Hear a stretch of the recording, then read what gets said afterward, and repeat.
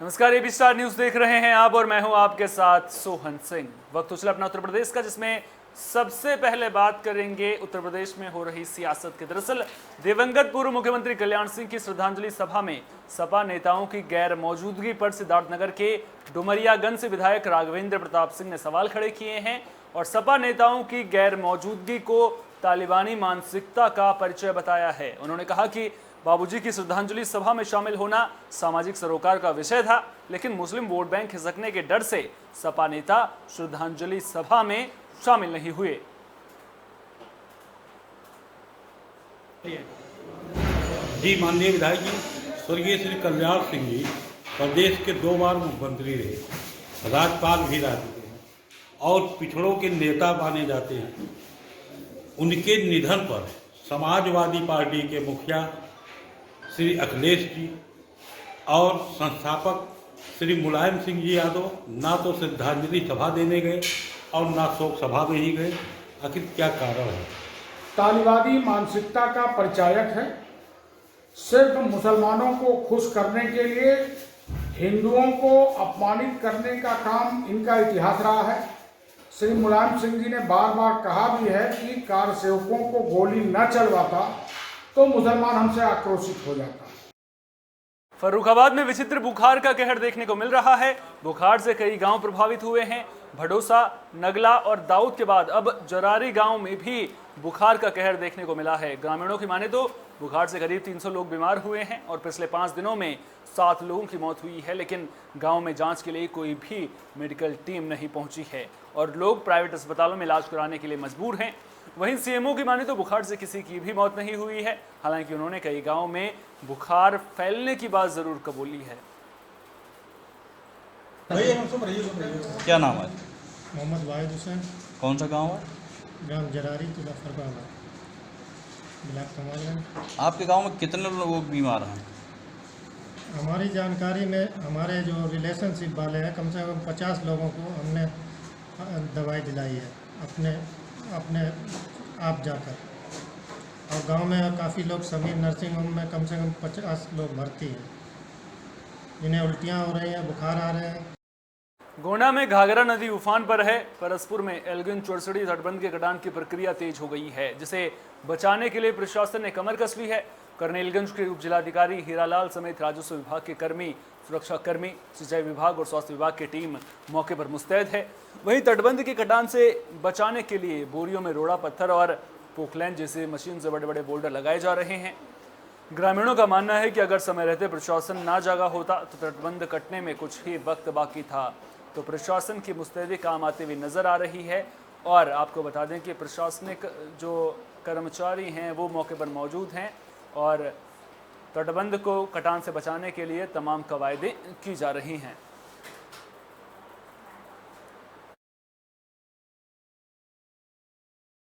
आगरा में ताजगंज थाना इलाके की बसई चौकी के पुलिसकर्मियों की कार्यशैली पर सवाल खड़े हो रहे हैं।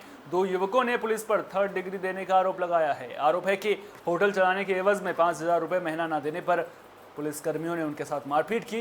पीड़ित युवकों का कहना है कि इटोरा से पकड़कर जोनल पार्क में ले जाकर मारपीट की गई और छोड़ने के बदले में भी मोटी रकम ली गई। बता दें कि ये आरोपी चौकी पर तैनात विकास और विक्रम भाटी समेत अन्य पुलिसकर्मियों पर आरोप लगा रहे हैं।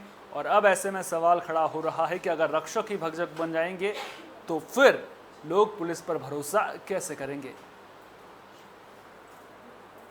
था पहले क्या नाम है? होटल ओलिवन, मैंने अब छोड़ दिया। इन्होंने मेरे साथ यहाँ से इटोरा में खाना गया था, खाना खाने, वहाँ से इन्होंने मुझे उठा लिया। उठा के इन्होंने जोनल पार्क है उसकी पार्किंग में ले जाके मेरे साथ बहुत बुरी तरीके से मारपीट की है और मेरी सब जगह पूरी बॉडी पे निशान है मेरी पे।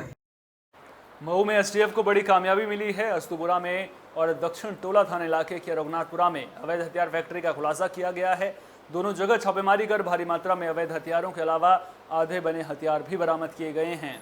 12/8 के रूम में चल रही इस फैक्ट्री के तहखाने में असलहे बनाए जा रहे थे। मामले में 4 लोगों को गिरफ्तार कर लिया गया था। ये लोग बिहार के मुंगेर के रहने वाले हैं। फिलहाल मामले की जांच चल रही है। छापेमारी की है और अभी भी छापेमारी की कार्रवाई जारी है, जिसका टीम मौके पे बरामदगी का प्रयास कर रही है। इस बरामदगी के दौरान 2 जगहों पे काफ़ी भारी मात्रा में बने अधबने असला मिले हैं। असला बनाने का सामान मिला है, कुछ ऐसे उपकरण और मशीनरी भी मिली है जिससे असला बनाने का जिसका उपयोग किया जा रहा था। 4 लोगों को अभी हिरासत में लिया गया है, जिनका पता पूछने के बाद उन्होंने चारों ने अपना पता मुंगेर बिहार से बताया। समाजवादी पार्टी के राष्ट्रीय अध्यक्ष अखिलेश यादव के आह्वान पर जनवादी पार्टी के राष्ट्रीय अध्यक्ष संजय सिंह चौहान ने जनक्रांति यात्रा कार्यक्रम का आयोजन किया। यात्रा प्रयागराज के हंडिया विधानसभा के विभिन्न स्थानों पर आयोजित की गई।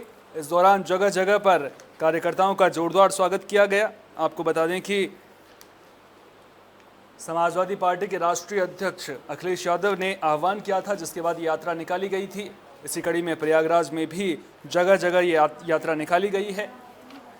प्रयागराज के बीटी बाजार में हंडिया के पूर्व ब्लॉक प्रमुख और सपा नेता डॉक्टर सुरेश चंद्र मौर्य ने जनवादी पार्टी के राष्ट्रीय अध्यक्ष डॉक्टर संजय सिंह चौहान का जोरदार स्वागत किया। इस दौरान समाजवादी पार्टी लोहिया वाहिनी के कार्यकर्ता और पदाधिकारी भी मौजूद रहे। तो आपको बता दें कि जनक्रांति यात्रा का आयोजन किया गया था। जनवादी पार्टी की ओर से ये यात्रा निकाली गई थी।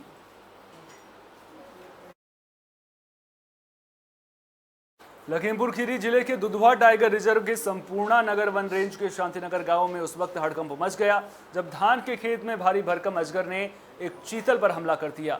मामले की जानकारी मिलने के बाद वन विभाग की टीम मौके पर पहुंची और अजगर के चंगुल से चीतल को छुड़ाया, लेकिन जब तक चीतल की मौत हो चुकी थी। करीब 1.5 से 2 घंटे की कड़ी मशक्कत के बाद अजगर को रेस्क्यू कर उसे सुरक्षित जंगल में छोड़ दिया गया। वन दरोगा किशनलाल ने बताया कि जंगल में पानी भरे होने से अक्सर वन्यजीव जंगलों से भटककर रिहायशी इलाकों में आ जाते हैं। इसी के चलते रिहायशी इलाकों के नज़दीक धान के खेत में अजगर ने चीतल का शिकार किया था, जो करीब 20 फुट का था। तस्वीरों में भी आप देख सकते हैं कि एक भारी भरकम जो अजगर है वो नज़र आ रहा है, जिसकी लंबाई करीब 20 फीट बताई जा रही है।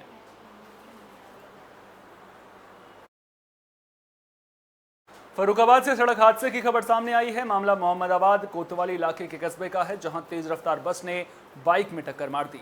हादसे में बाइक सवार युवक की मौके पर ही मौत हो गई। जानकारी मिलने पर परिजन मौके पर पहुंचे और आक्रोशित परिजनों ने बस में जमकर तोड़फोड़ की। साथ ही पुलिस की जीप पर भी पथराव किया। आरोपी ड्राइवर को हिरासत में लेकर जा रही पुलिस के साथ भी लोगों ने हाथापाई की है।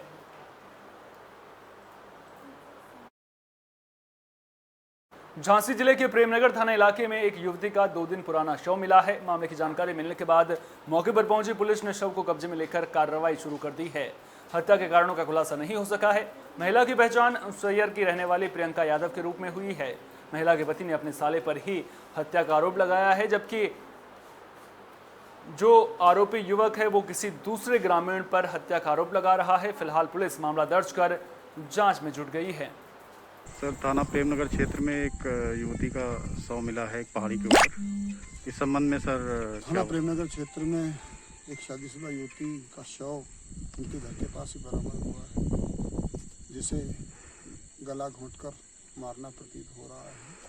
पुलिस ने पंचायतनामा भरकर पीएम के लिए डेड बॉडी भेज दी है। घर वालों से जब बात करी तो उन्होंने बताया गांव के ही 2 युवकों पर शक किया है, उन्हें पूछताछ के लिए उठा लिया है। शेष जो विधिक प्रक्रिया है उसको पुलिस संपन्न करेगी। इस बुलेटिन में मेरे साथ इतना ही, लेकिन आपको बता दें कि कोरोना अभी भी खत्म नहीं हुआ है। कोरोना अभी भी हम सबके बीच में है।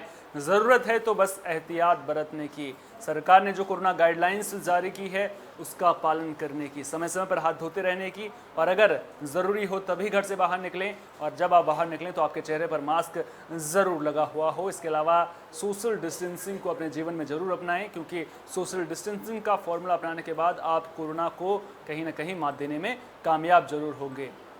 डरने की ज़रूरत नहीं है, घबराने की ज़रूरत नहीं है, ज़रूरत है तो सिर्फ एहतियात बरतने की। फिलहाल इस खास पेशकश में इतना ही। दीजिए इजाज़त। नमस्कार।